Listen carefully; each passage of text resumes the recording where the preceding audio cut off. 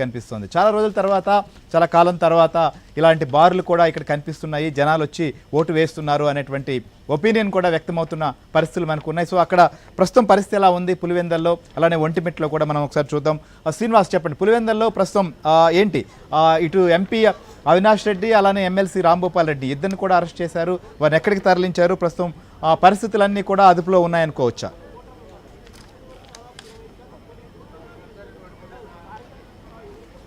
శ్రీహరి కడప జిల్లాలోని జడ్పీటీసీ ఎన్నికలకు సంబంధించి 2 కేంద్రాల్లో జరుగుతున్నాయి. ఒకటి పులివెందుల, 2 ఒంటిమిట్ట.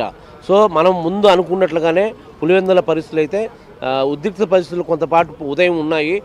అయితే ఇక్కడ ఒక చరిత్ర అనేది చెప్పవచ్చు. ఒక 45 ఏళ్ళు 50 ఏళ్ళ తర్వాత ఓటు తన ఓటు హక్కును తను వినియోగించుకునే విధంగా క్యూలో వెళ్ళి తమ ఓట్లను వినియోగించుకుంటున్నారు. ఇక్కడ జరిగిన ఈ సంఘటనలో ఇది ఒక చరిత్ర అయితే అని చెప్పవచ్చు. అయితే ఇక్కడ జరిగిన సమస్య ఏంటంటే ఇక్కడ ఈసీ కావచ్చు, పోలీసులు కావచ్చు గత కొద్ది రోజులు కూడా 2 రోజులుగా కూడా అప్రమత్తమయ్యారు. ఎక్కడా ఎలాంటి అవాంఛనీయ సంఘటనలు జరగకుండా చాలా ప్రశాంతంగా పులివెందుల వాతావరణం, ప్రశాంత వాతావరణంలో పులివెందుల ఎన్నిక జరగాలని అనేది టీడీపీ అధినేత చంద్రబాబు కూడా అప్పటి సీఎం హోదాలో మొన్న కూడా చెప్పడం జరిగింది. ఈ కూటమి ప్రభుత్వం హయాంలో పులివెందుల ఎన్నిక అనేది ఒక డిఫరెంట్ ఉండాలా, 45 ఏళ్ళ చరిత్ర తిరగరాయాలా, తప్పకుండా ప్రశాంత వాతావరణంలో జరగాల అని సీఎం చంద్రబాబు ఆదేశాల మేరకు పోలీసులు కూడా అదేవిధంగా ఉన్నారు. అయితే ఎంత వీళ్ళు జాగ్రత్తలు తీసుకున్నప్పటికీ ఉదయం నుంచి కొంత టెన్షన్ వాతావరణాలు అయితే ఉన్నాయి.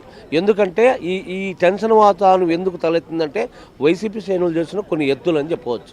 ఎందుకంటే వాళ్ళు మొదటి నుంచి మనం చూస్తున్నాం, కొంత ఈ వారం నుంచి కూడా ఏదో ఒక ప్రలోభపెట్టాలు కావచ్చు, ఏదో ఒక ఎత్తులు వేయడం కావచ్చు, తర్వాత ఈ బూతులు మార్పులు చేశారని కోర్టుకు వెళ్ళడం కావచ్చు.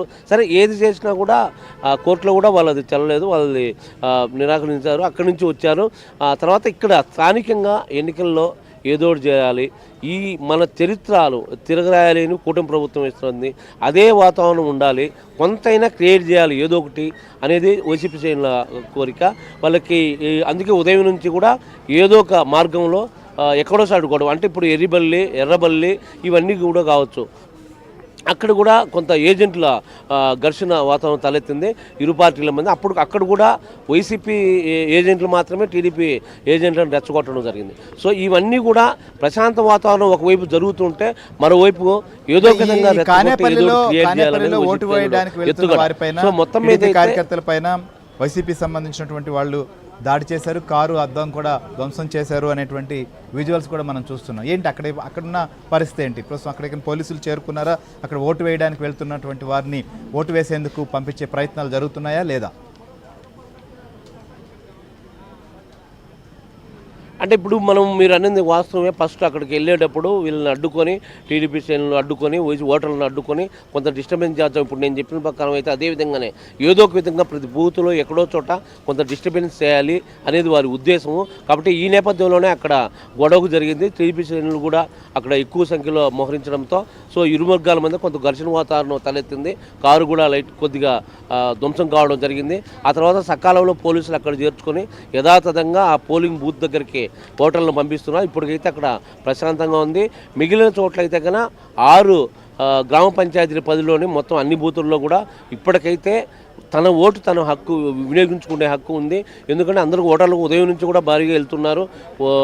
ఇది తొలిసారి అని చెప్పవచ్చు.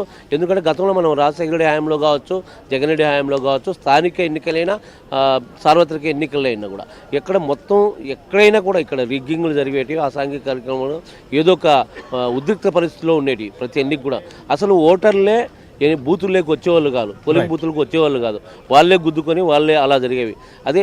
అదే ఇప్పుడు ఇక్కడ జరిగే ప్రత్యేకత అయితే అక్కడ పులివెందులలో అదే అని చెప్పవచ్చు.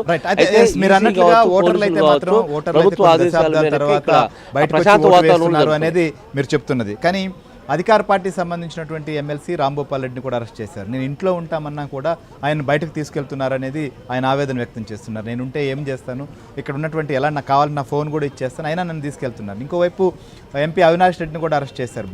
గొడవలు చేసే వాళ్ళు బయట ఉన్నారు, మమ్మల్ని అరెస్ట్ చేసి తీసుకెళ్తున్నారు ఆయన చెప్తున్నారు. సో ఎట్లా చూడాలి ఈ 2 పరిణామాలను? అంటే ఇది కూడా ఈ విషయం మీరు అన్నది కరెక్టే. ఎందుకంటే ప్రభుత్వ ఆదేశాలు, ఈసీ ఆదేశాలు, ఎందుకంటే ప్రశాంత వాతావరణం జరగాలి.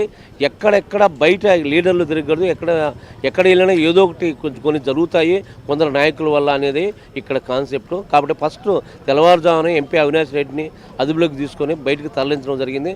ఆ తర్వాత ఎలాంటి కల్మషం లేకుండా